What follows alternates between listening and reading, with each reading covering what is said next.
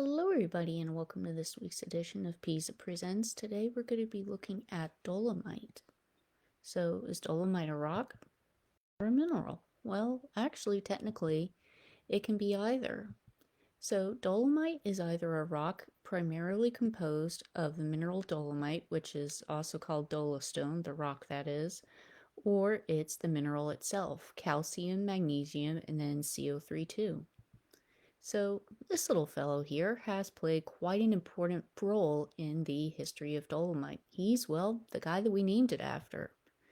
Yeah, that's a pretty long name, but really we're just going to focus on his last name, or at least the last part of it, de Dolomite. Now, he was a French mineralogist, geologist. He studied a lot of different things about natural history.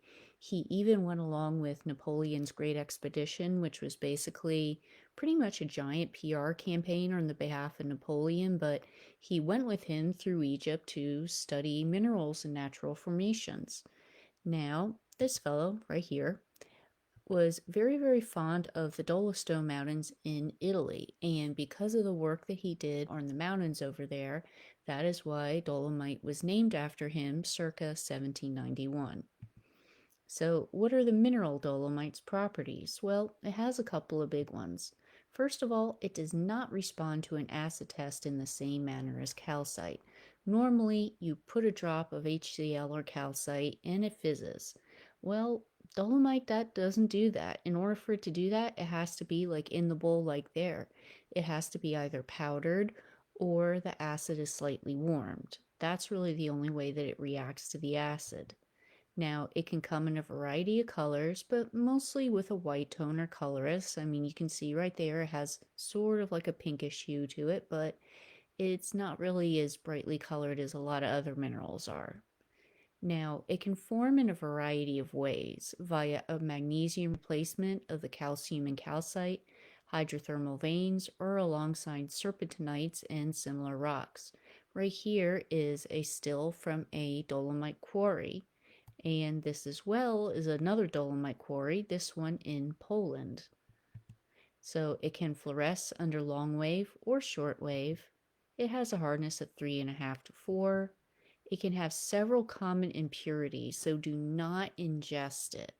I was very surprised, in all honesty, by the amount of places I saw online when I was looking for photos and whatnot for this, where people were saying, oh, dolomite can help you with your sleep. It can help you with this. It can help you with that. Because of the nature of dolomite having formed in many different habitats and it's alongside many, many other minerals as well, it takes on a lot of impurities. A lot of them are actually very toxic, like lead and other different things. Different forms of asbestos have been found with it as well. So do not ingest dolomite just because some wackadoodle on the internet tells you to. It's not very safe for you. So it also has a specific gravity of 2.84 to 2.86, which makes it harder and denser than calcite. Sorry, Johann. Now, it has a trigonal crystal system with crystals often described as having a saddle habit. And what that means is if you can picture a saddle, it goes in an arc over the horse's back, right? The crystals can often do that. They almost form like an arcing shape over the body that they are formed on. Now, it's used for a source of magnesium, yes, but again, once it's processed, not automatically eating the rock or mineral. Now, one very important source is extremely local, which is the Binkley Ochre Quarry in Lancaster County. Dolomite is also used as an aggregate and a flux. Now, those two are very often intertwined, especially nowadays, because there's a lot of concern, of course, with processing ores in environmentally friendly ways.